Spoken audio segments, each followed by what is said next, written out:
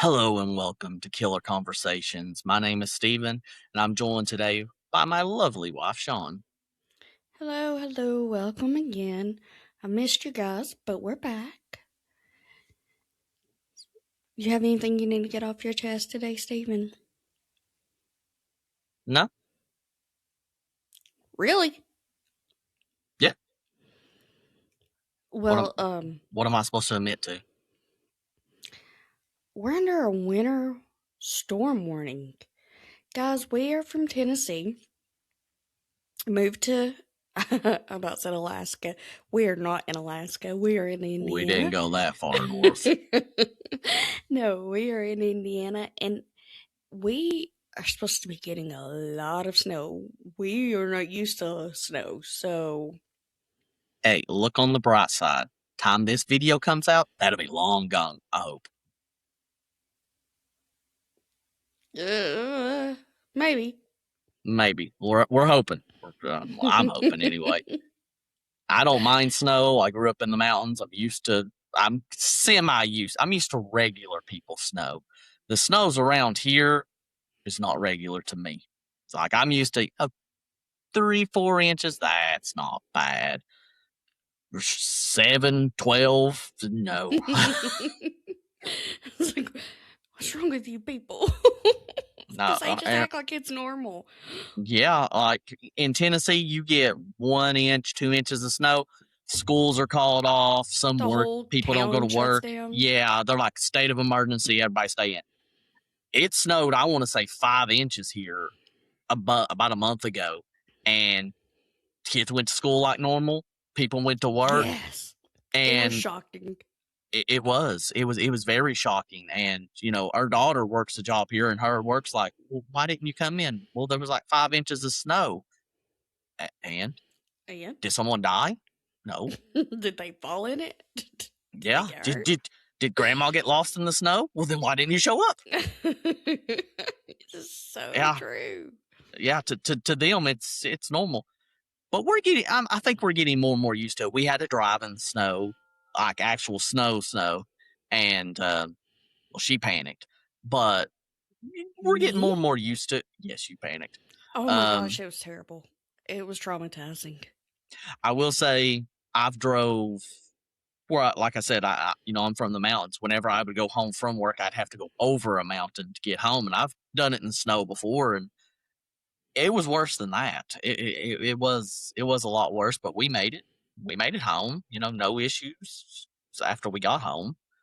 But we're getting more and more used to the weather. Like the cold weather, 30 degrees. We're like, wow, this is like summer weather here now, and we're Yeah. finally getting to where we're used to it.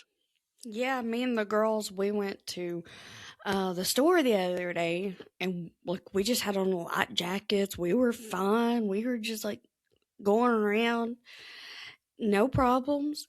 And we got home and I was like, it's nice outside. Steven, you know what? Do you know what the temp is outside? He's like 35. And I was like, well, we're one of them now. Mm. But it's enough of the chit chat.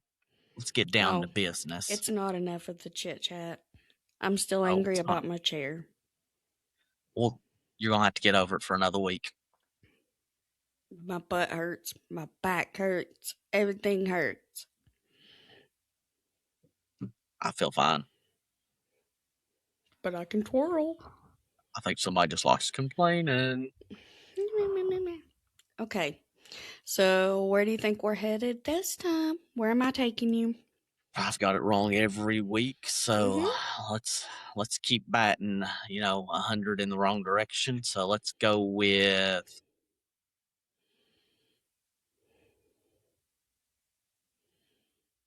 North Carolina. What is wrong with you? I'm just gonna keep guessing. I'll eventually get it right. I You think are that's what I never guessed last even week. close. Oh, okay. So I'm not close. Okay, one more chance. One more chance. Arizona. Who hurt you? Well, there's a lot of states. Well, you have issues. Well, you said I wasn't Okay. close. So I literally flipped to the other side. All right. Well, he wasn't close, but tonight we're headed to Anchorage, Alaska. I gave you a Oh, hint earlier, and you still got it wrong. Well, how often do you hear news coming out of Alaska? Well, okay, so you know I said that I wanted to do one for every state because I don't want that one state to be like, I'm better than you because I have nothing bad. It's not going to happen, guys. I'm going to dig it out for every state. So tonight we're going to start with Alaska, and this is a place known for its breathtaking mountains, icy waters, and endless wilderness. But you should know me by now, and we're not taking a scenic tour. Sorry. We're stepping off of the postcard path and heading straight into the shadows. Don't you love these trips I take you on? Well, I mean, you're saying we're heading into the shadows. Ain't it like dark for a long time in Alaska? So I'm not surprised about that part. I always take you to the best parts of these towns. You I should don't think we've been to a appreciate me good more. town. I mean, we've been to some, probably nice towns, but the stories you tell in them have not been nice places. Well, okay, I take that back. The lighthouse that we went to, that wasn't a nice place at all. Didn't you have fun? No, No? no, it's on You an just didn't island. I hate appreciate me. water.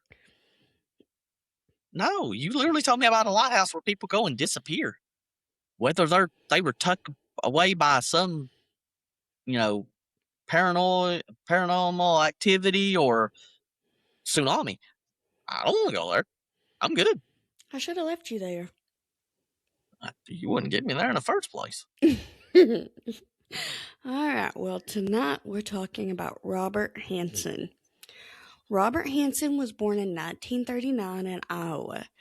His father was a baker, strict, demanding, and far, far from a gentleman. Robert's childhood wasn't the kind you look back on and think, oh, I wish I could go back to when I was a kid. That didn't happen for poor Robert. He was painfully shy. Not like me, not socially awkward. He was shy. Shy. He struggled with a stutter. And as we all know, kids are mean. They can be really, really mean. And he dealt with severe acne, and that left deep scars on his face, even into his adulthood. He was teased, he was mocked, and pushed to the edge at times. So, definitely not a great childhood for Robert. Not at all. Physically, he wasn't a big guy. He was really kind of small, kind of awkward, and one of those types that you can just lose in a crowd, just overlooked. As you can imagine, this didn't win him much attention from the girls either. Rejection became a familiar part of life, and those early wounds would shape him in ways no one could have predicted. Robert did find a good hobby: hunting and archery. This is where he would lose himself. This is the one place he felt skilled, confident, and in control. You've been a hunter before, Steve, haven't you? Yep. I grew up in the mountains, turned 10 years old in Tennessee. That's when you could go take your hunter safety course and, Mm-hmm. start deer hunting and stuff like that. At 10 years old, my dad took me, got mine, and I started hunting from that point. So, I have a little story. Dad took me hunting one time, and guys, I'm a big animal person, big animal lover. Like, I think I can, Snow White this stuff. Like, all animals love me. Sometimes that's not the case, but I try. But Dad took me hunting one time, and I put bells on my shoes, on my shoestrings. This was a while back, a long time ago. So every time I walked, the bells would jingle. He never took me hunting after that. He was pretty angry. with me, to say the least. I just find it funny that your dad took you hunting because I know her and her dad both. Neither one of them are the hunting type. I couldn't see either one of them going out, shooting a deer, gutting it, No. skinning Oh it, my all that. gosh. So wait, No. if for one, I'm ADHD. I can't sit still. Like, what were you thinking? And we seen one deer, and I was like, as soon as Dad pulled up his gun, because not a gun person either. No offense to anybody that is, I'm just not. Dad was, as soon as the deer came in, Dad picked up his gun, and I was like, run, run for your life, baby. Probably shouldn't overtake me anywhere like that ever again. It's probably a bad idea. Very bad idea. Yeah, bad idea. So, he found his confidence in hunting and archery. He was really good with a bow and arrow. But beneath all of that, beneath that calm exterior, he had some pretty dark fantasies taking shape. He often imagined hurting the girls who had rejected him, replaying the humiliation that he had felt in his mind. And as you'll see later, those fantasies wouldn't stay fantasies for long. On December 7th, 1960, Robert set fire to the school bus garage. In his mind, it was like a payback, revenge on the kids that had tormented him and the school that never stepped in to keep him safe, in his mind. Sometimes we just, we wallow in what happened and the fact that we feel like people could have stepped in and helped us, but they didn't. I feel like that's where he was at in this moment. Yeah, it continued to go. Mm-hmm. The thoughts kept going through his head to the point that he was like, these people didn't help me. It's time to show them, payback for not Right. helping me. And he probably thought that was the right thing to do, which Probably. Yeah. it's not. I mean, payback for something like that's not right. But in all honesty, the school should have helped. Bullying is a huge problem. We don't know that they didn't, That is but true. a lot of times we feel, even when somebody does step in to help, we feel like maybe they could have done more. So we just don't You know think they should do they more? Like should have done more. you're all unless they completely fix a problem, which usually doesn't happen because a teacher can step in, principal can step in, and tell kids to Oftentimes, stop. oftentimes in school though, that even makes it worse. Yeah, because they're like, well, you're a snitch, and you know what's Yeah. going to happen to you now. We're going to catch them not paying attention to you, and we're just going to beat your ass pretty much. You said the bad word first. Well, I didn't want to use a kitty word. You did it this time. It wasn't me. That's right. You've Through the opened the power of door. editing, I'm going to make a duck sound whenever I do it. You've opened the door. It's on now. No. It's on. Nope. So he was arrested and sentenced to 3 years in prison, though he served only about around 20 months.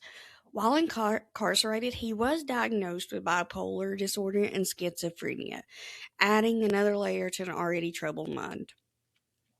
In 1963, Robert married Darla Henriksen. She was a deeply religious woman who devoted her life to teaching children. She was gentle, patient, and committed to her faith. On paper, like literally, she was the complete opposite of Robert. She was everything he wasn't. So, not long after they were married, Robert moved his family to Anchorage, Alaska, ready to leave Iowa. And honestly, I think he was running. He was trying to leave his past behind and start fresh. Did you say they left Iowa? I thought they were from Idaho. Don't be messing with me. Iowa, not Idaho. Oh, my bad. I I was knew about to I say, had it dang. right. Why, you thought I made a mistake? I thought you said Idaho in the beginning. No. I got my stuff together. I got my facts straight.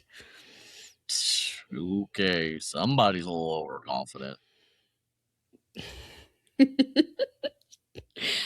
I think I'm getting the hang of this. But I know I got Mm, my facts straight. okay, well, my So, bad. Continue. okay, so, they left Iowa, and they moved to Anchorage, Alaska. I think he was running, trying to leave all of his past behind, and sometimes that works out for the best. Sometimes not so much. Sometimes it just follows you, you know? But in Alaska, he seemed to thrive. He opened his own bakery, following in his father's footsteps, and he and Darla welcomed 2 children. To the outside world, Robert Hansen looked like a man who had finally found, his place in society.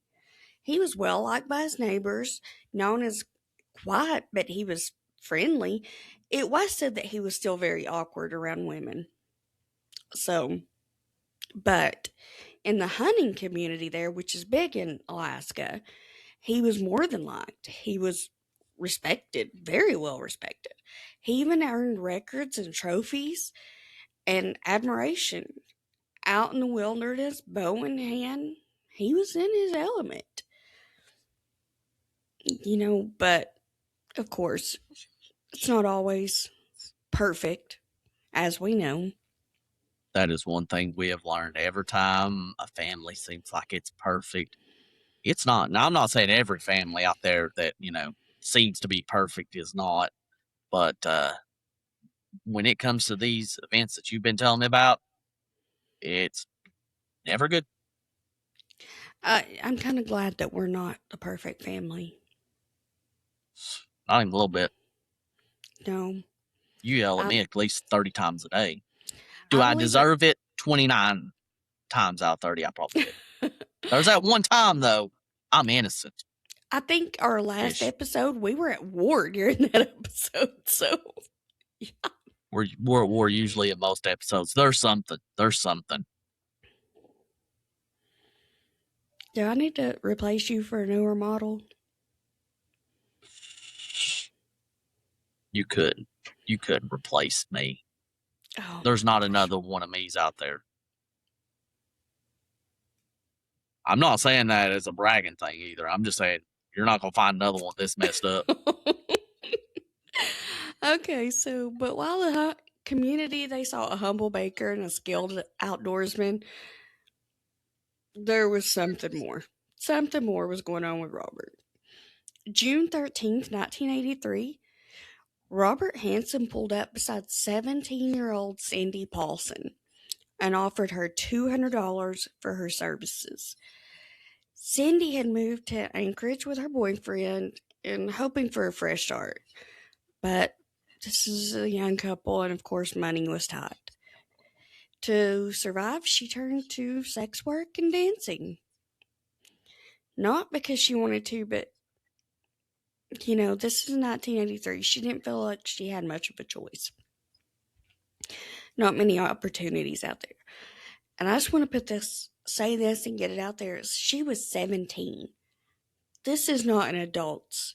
This is a child we're talking about. Yeah, that's what I was about to say. She's 17 years old, and her boyfriend moved there, and then she Mm-hmm. went into sex work. She's 17. Like I I I couldn't even believe that. Like letting one of my especially daughters move out at 17 years old. Hmm. It was a different time back then, I believe. And I know we can't, and most people can't imagine it, but we don't know her backstory to how she came to that.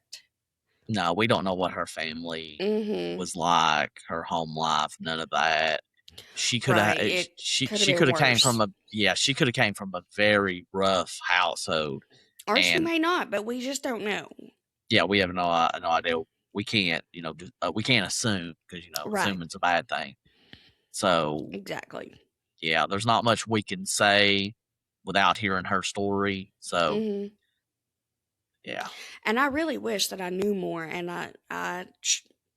about Cindy because let me just put this out here and you will soon learn Cindy is a badass.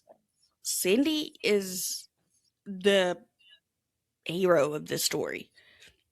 She's a badass. So just know that from the get go.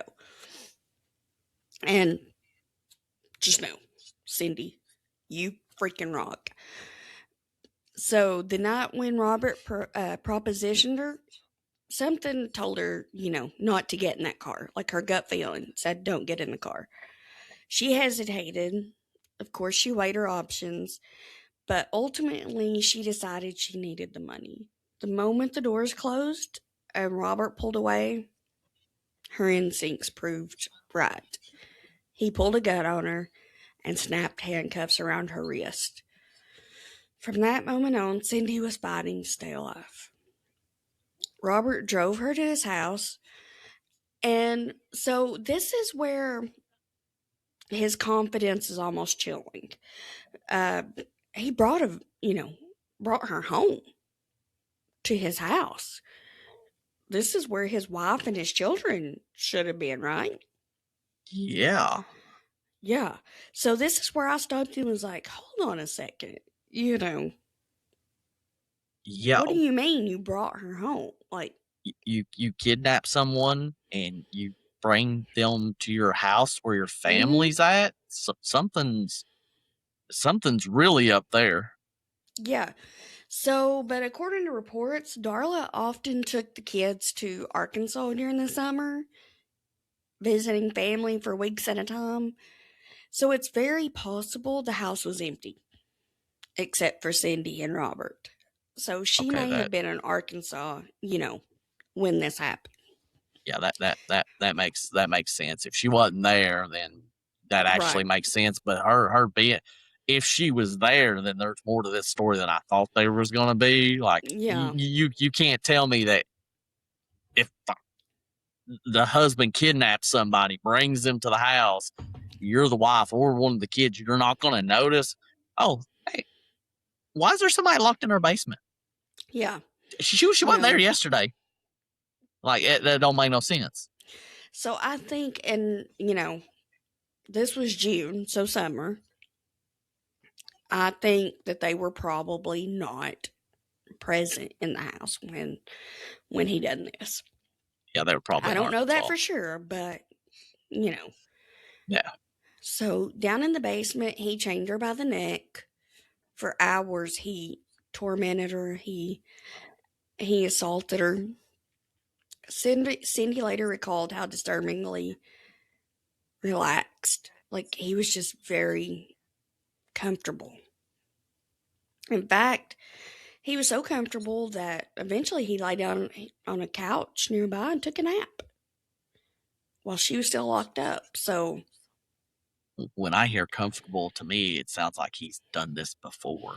like, dude is confident. Like, yeah, like he knows for sure he's not going to get caught, or he's been in this situation before, and this is just normal for him because he's done it more than once. Yeah, this does definitely not feel like a first time offense at all. Yeah. Yeah. So when he woke up, he forced Cindy back into the car and he drove her to the airport. Waiting there was his small plane, the one he used for hunting trips deep into the Alaskan wilderness. His plan was to fly her to this remote cabin. This is Alaska. Woods. Remote's remote there. Remote is remote. Like there's not you a have neighbor here and a neighbor there. You have hundreds of miles that are just woods. Mm-hmm. You can especially for in days and nobody hear you. Yeah, especially in, like you said, this was in the 80s. Yes. Yeah, at that time, yeah, they would be hundreds of miles. That would be nothing in Alaska. Right. But Cindy wasn't done fighting. Our girl Cindy, she's a fighter. And she's smart. Even in the middle of absolute terror, she kept her wits about her. And she started planning her escape. Robert had threatened to kill her if she tried to run, but Cindy knew the truth. If she didn't run, She was gonna die. she wasn't gonna survive. Yeah, nope. Yeah, Yeah. at that point, she knew that if she didn't, the only chance she had of survival is if she run. Because if she went to this cabin, because even if he would have left her at the cabin, you're talking about hundreds of miles in Alaska. You'd probably die before you made it anywhere. Like, dude, no. I think anytime you're in that situation and they're like, I'm going to take you here to the remote wilderness. Do If you what you can to run, get you're away. going to die. I'm running. Yeah, do what you can to try to get away. Mm-hmm. Like, you have a better chance if you try to run or fight your way out of it. Because Yeah. you're most likely going to die if you don't. Why not try?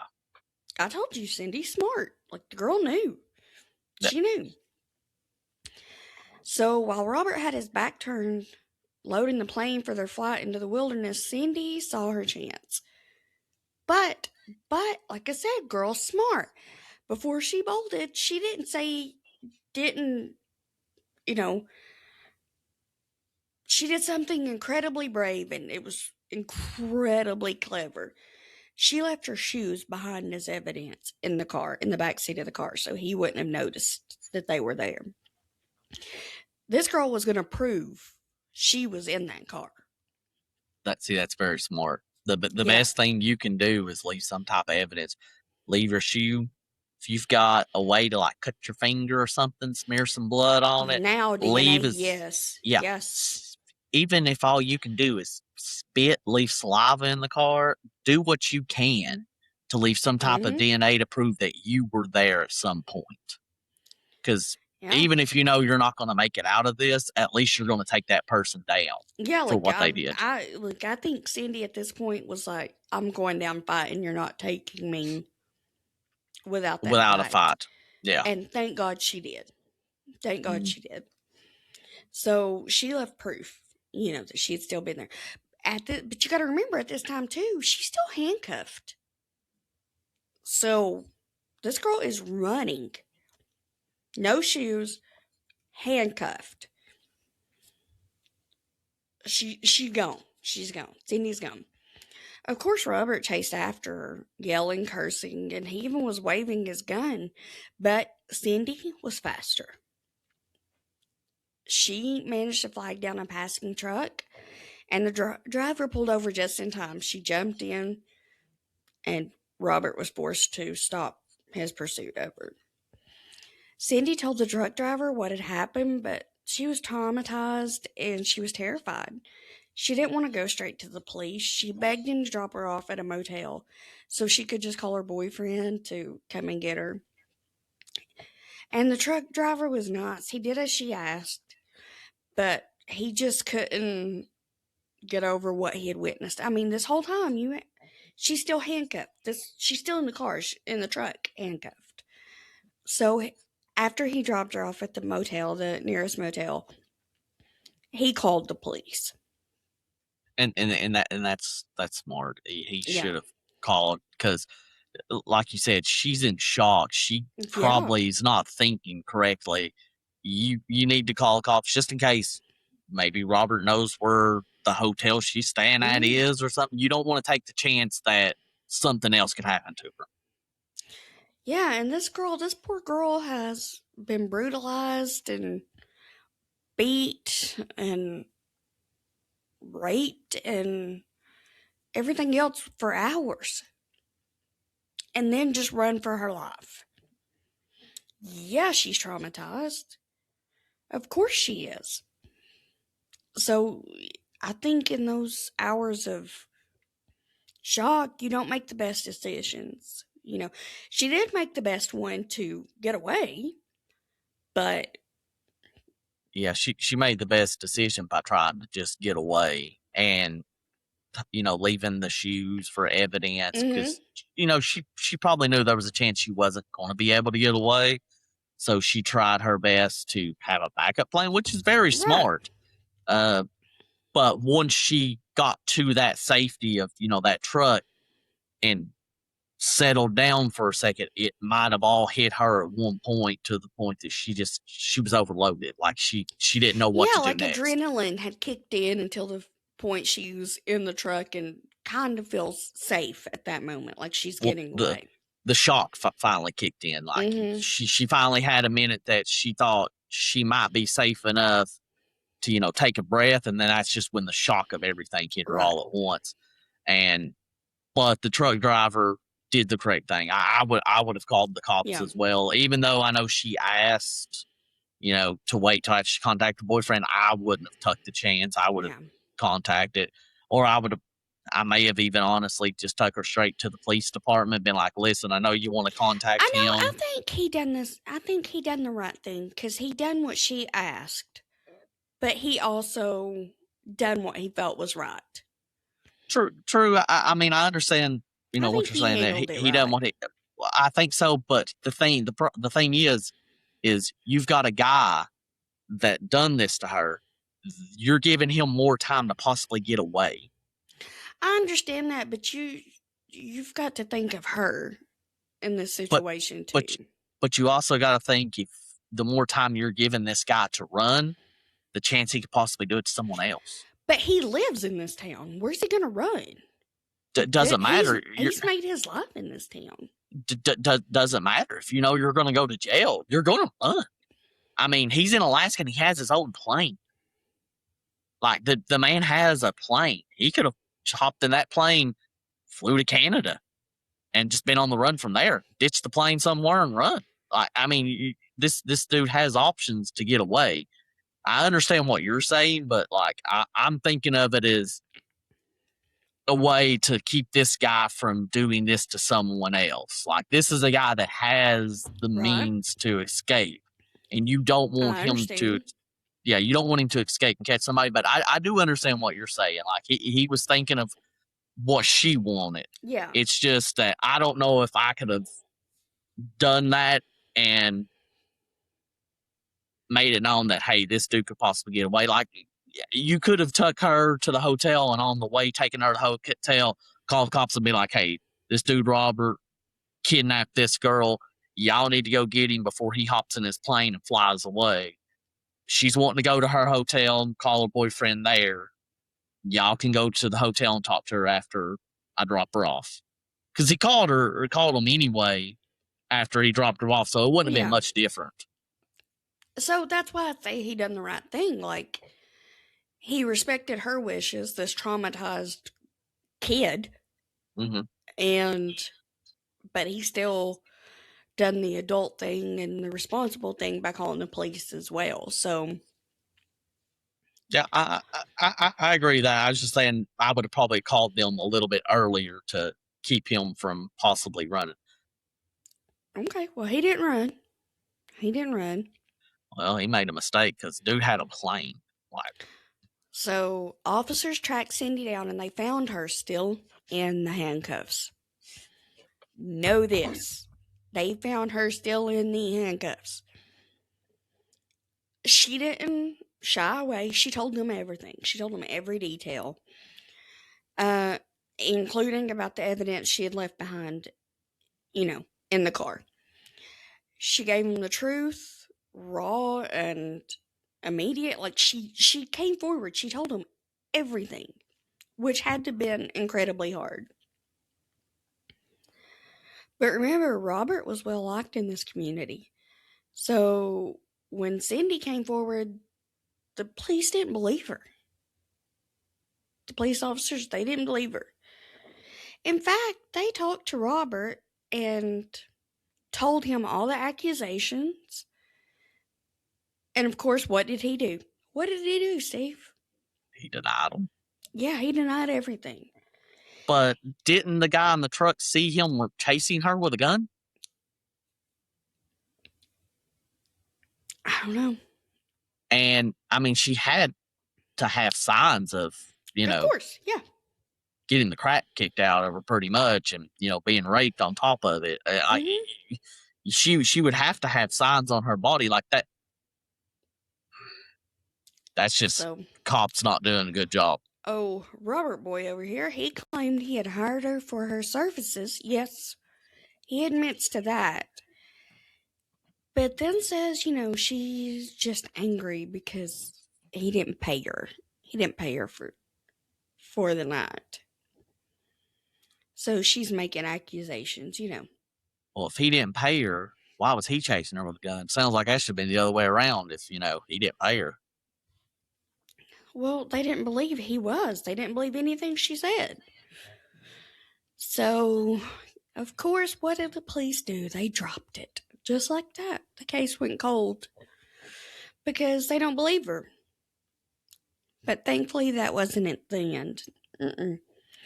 Detective Glenn Floth was working on a series of disturbing cases in the Anchorage area.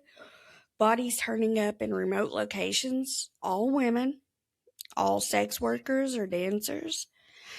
The first victim was found by construction workers off the side of the road, and to this day, she's never been identified. Yeah. Joanne Messina's body was discovered in a gravel pit. Sherry Morrow's body was found near the Connect River. So something was happening in the Alaskan wilderness, and it wasn't random. So this makes me think what I said earlier about him being way too comfortable, or when she said he was comfortable in the situation. It seems like I was correct in that he has done this before, and it's Oh yeah. It aggravates me that the cops just brush it off. They're like, she's a sex worker, just brush it off. Who cares? It's not how it should be. They're still people. Like, right? Yes, they're doing a job that most people look at and it's like, oh no, ew, whatever. But they're still people. Like that's what they've got to do to get by. Survive. Yeah, that's their business. They're still people though. And Treat it's them. their body. It's their lives. Yeah, They're not bothering anybody else. Yeah, and they're coming at you with a very serious, allegation again. Well, she was coming to him with a very serious allegation on this one guy. You'll look into it like you would do anybody else. Like, right. I mean, do your job. Just do your job. I'm just glad this one detective decided to look into it because you have multiple sex workers that pop up. Like, the first thing that pops in my mind is, well, we got a serial killer that's killing all these sex workers. Like, that just doesn't happen. Especially in Alaska, it's just not something that happens. Right. So Detective Floth knew he needed help. He knew this was, a little bit bigger and that he needed to reach out to the FBI. So he reached out to one of the most famous profilers in the FBI. His name's John Douglas. And he wrote a book, and I've read that book. It's actually a really, really good book. And the profile Douglas created was chillingly accurate. He said the killer was experienced. Robert? Yep, done got that comfortable. That if you're comfortable doing it, you've done it before, which means you're experienced. Someone with deep-rooted low self-esteem. He got bullied all through school for acne and a stutter. That's spot on. Someone who harbored intense hatred toward women. Robert? Yep, that's him. He even suggested the suspect might have a speech disorder. Sounds to me like this guy knows what he's talking about. Robert? Yep. I mean, like, that detail is pretty close to home, Right. Douglas also predicted the killer would keep trophies from his victims. A way to relive the scene, relive the power he felt in that moment. I agree with that. The one thing I know from watching Dexter's, serial killers love their trophies. They keep them hidden somewhere, and that's usually what gets them caught. So, piece by piece, this profile was pointing towards someone who blended into the community, someone who people trusted, someone nobody would ever suspect, ever. And that someone was Robert Hansen. Detective George eventually came to the same chilling conclusion as Detective Floth. After working through every suspect on his list, he found something that tied everything together. Cindy's original report against Robert Hansen, the one that police had just brushed aside. With that, Robert became a prime suspect. Detective Floth obtained a warrant and searched Robert's home. And what they found was horrible, honestly, horrible. Hidden among his belongings was jewelry, pieces that didn't belong to his wife, pieces later identified as belonging to the victims. There's your trophies. I knew he'd have them somewhere, and it's what like I just said, it's what gets them caught every time. You That's watch too one much thing. Dexter. That's something I learned from watching Dexter. He hid his blood slides in the air unit. What happened? Dude found it. It gets them every time. Every time. So they're searching his house. They look behind the headboard of Robert's bed. Guess what's back there? Probably got more trophies back there. No. Mm-mm. What's he got back there? A map of where he dropped the bodies. It's a map of the Alaskan wilderness covered in more than 20 small X marks. Where each body was dropped at. So 3 of those X's matched up to the locations where the known victims had been found.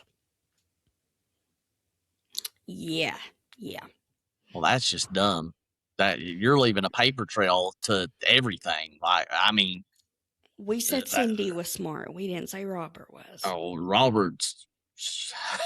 No, that's just bad. I mean, you're. It's a map to all the evidence they need.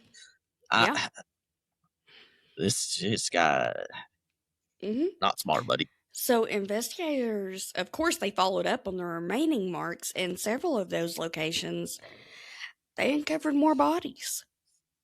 The map was essentially a record, a silent confession of where Robert had hunted and buried these victims. 4 months after Cindy's escape, Robert Hansen was finally arrested.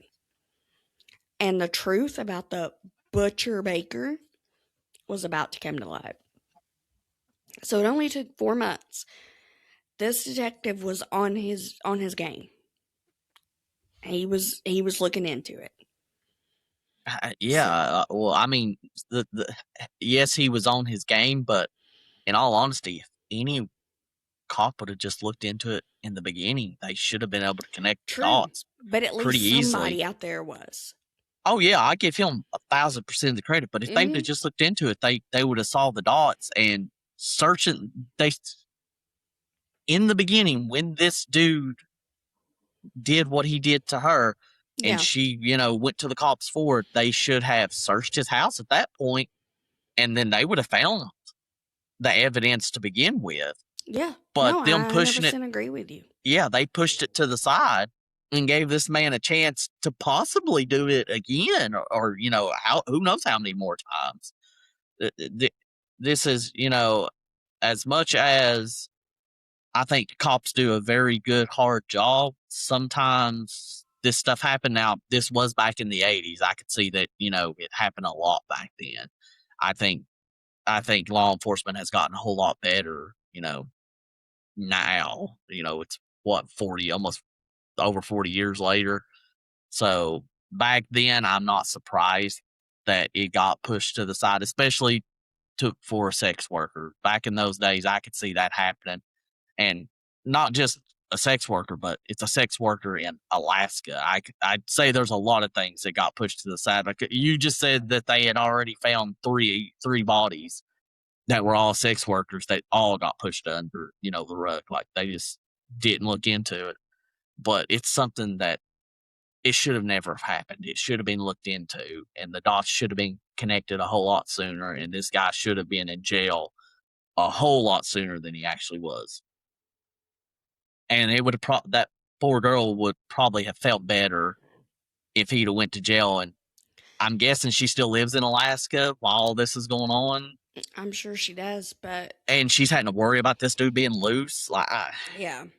yeah, So December 1972 marked the beginning of Robert Hansen's killing spree. So before he ever gets to Cindy.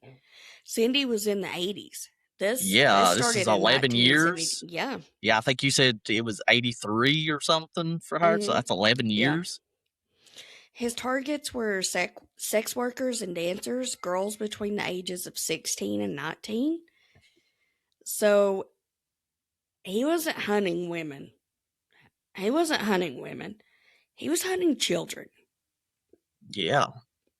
And he chose these young girls because in his very mind, he believed no one would miss them. He believed that these were just throwaway people, and they weren't. No. So, no. In one of his interviews, he even said that he only killed bad girls.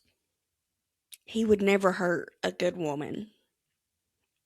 They're just they're still people. Like, I mean, they're people doing what they think they need to do to get through life. It's their decision. It's their choice. It doesn't make them bad. It's like, and So, yeah. you can't say that they're bad. They're just doing what they need to do. You still killed somebody. Well, he killed a lot of Yeah. people, but So, in his twisted mind, if a girl approached him first at a bar, that alone made her the bad girl. That alone, to him, justified what he would do. Robert's pattern was chilling. If his victims obeyed and didn't resist him, he sometimes let them go. But he would threaten to kill her if she ever told anyone and he found out. That he would threaten her and anyone she cared about. so they could have been more that Oh, he's yeah. done things to. But the ones that fought back, the ones that didn't comply, They got put on his map pretty much. He so he would fly these women to this remote cabin that he used for hunting deep in the Alaska wilderness. Once there, he released them into the woods and hunted them. That's sick. That is completely sick. Like prey. I mean, yeah. Yeah, that's beyond sick. That they're people and you're treating them like they're nothing but, like you said, prey. It's ridiculous. It's sick. These hunts, they could go on for days. But they were just, he was the hunter, and these terrified girls, they're girls, they're not women, were his game. So Robert eventually admitted to assaulting 30 women and killing 17. Only 12 of those bodies were ever found. And despite the scope of his crimes, he was convicted of just 4 of the murders. How he admitted to them? It was part of a deal.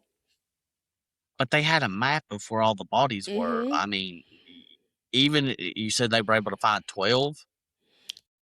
Even the 12 that they found should have been enough to put him away. I understand they were wanting to probably find all the bodies, but you're talking about Alaska. You don't know how the weather could have covered up stuff. There's a lot of wildlife up there that could have carried things off. But I mean, of 4, like, that's he was ridiculous. only convicted of 4 of the murders, and that was to It was part of the deal to like save 17 different trials. So I think that's horrible because I think every single one of them should have been given justice.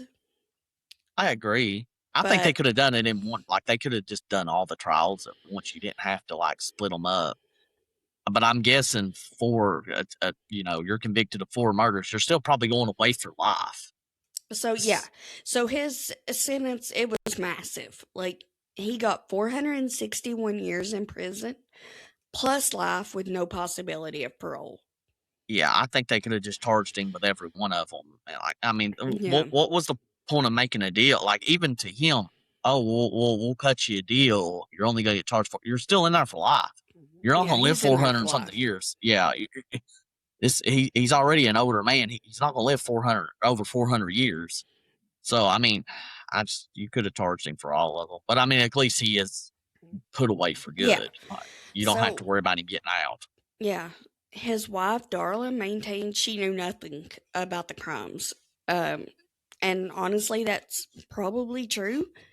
They lived largely separate lives. Everything was very separated. Um, so I know, but you're going to tell me that she hasn't cleaned house and found just jewelry laying around, or I think that's a real possibility. Maybe, but honestly, does your mind go there? Does it go yeah, there? you're going to tell me if you went out to the garage right now and you found another set of jewelry out there, your mind's going to go somewhere, and then your fist is going to go somewhere around I'm this general different. area. I go to the But the dark most side. No, but most women are going to think the first thing they're going to think is, "Oh, he's cheating on me," and Yeah, I'll it's give go. you that one. Yeah, they're going to be like, "This man is cheating on me. I'm about to go out there and I'm going to knock him out and then divorce Agreed. him if he's still alive after I get done with him." But you can't tell me they just look at the drawer and be like, "Oh, I'm sure that's his," or he found that somewhere and just puts it back. It's hard to believe that she didn't know anything, and you've got to know that something's up with him. Like, even if he's a naturally weird guy, like you would have to know, or you would not notice that there's blood around the pole that he's tying these women up in the basement at.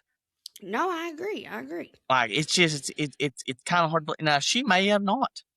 Maybe they had one of those relationships where she didn't go downstairs or wasn't allowed to go downstairs, and she was completely fine with that. Like, I could, maybe she was scared of him to the point that she didn't want to go down So there. yeah, I think there was some level of abuse in that situation, whether verbal, physical. So and I can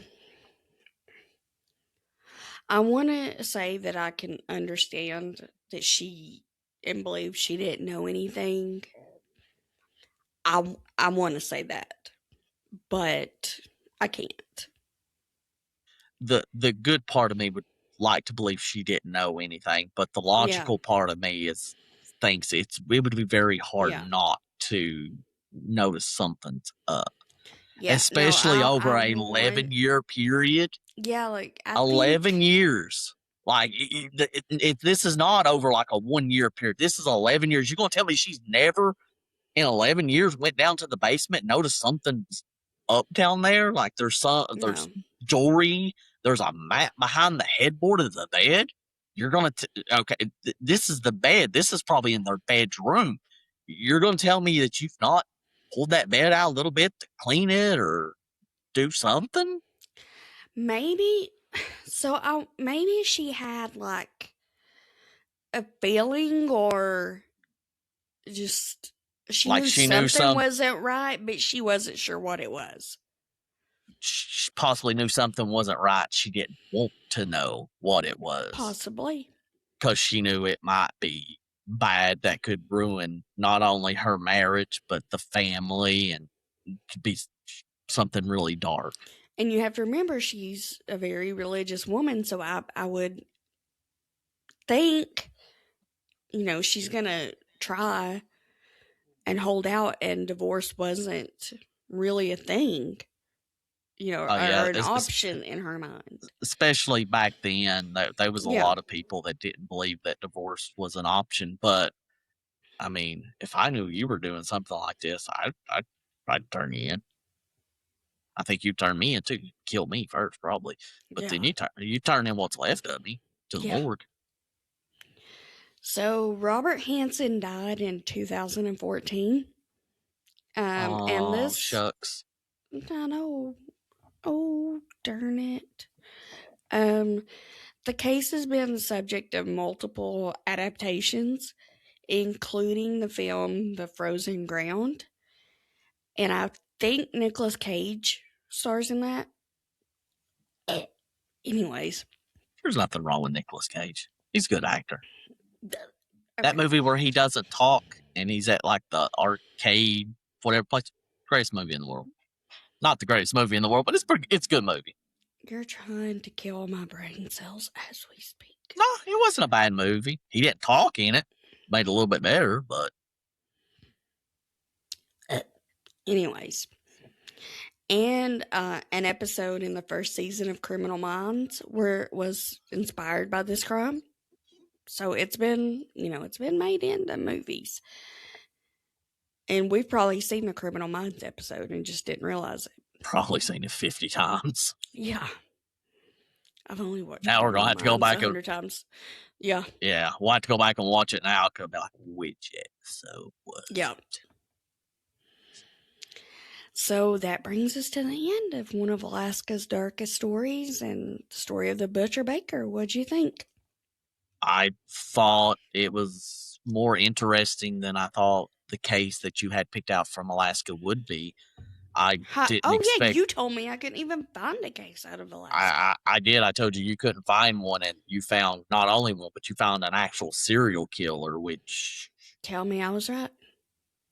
Tell me I. Tell well, me we'd I like did to good. thank everybody for joining us tonight. It was a great story. I hope you all Tell me enjoyed I it. was right. I'm not leaving. Don't until forget you to tell me like, I was right. share, and subscribe. And if you would like to leave us a comment on what we should talk about next, we would really appreciate Seriously, guys, leave me some suggestions. That would be great. I'm always looking for suggestions. Stephen, tell me I was right. Yeah, she's always looking for suggestions, just to, anything anybody would be interested in. And if you got anything else you would like to talk about, like I said, me and her are very different in like the things that we like. Um, I'm a nerd. I like tech stuff. I like sports. If anybody wants to talk about that stuff, I'll talk all day with you. She's more into this true crime stuff, and she's a book nerd. She reads. Nobody does that. Yeah, I do that. That's why man created audiobooks, so we wouldn't have to do that crap anymore. But if you got anything y'all want to talk about in the comments, go ahead, just put it down there. And we're trying to build our subscribers up. So anybody that's willing to subscribe for us, we really would appreciate it. Tell me I was right. Well, we'll see everybody for the next episode, and I hope everybody has a good night. Try to stay warm. We're about to try to survive this blizzard that's about to hit us. If you don't hear from us for a while, we probably have no electricity and it's really cold. Bye. See you next time.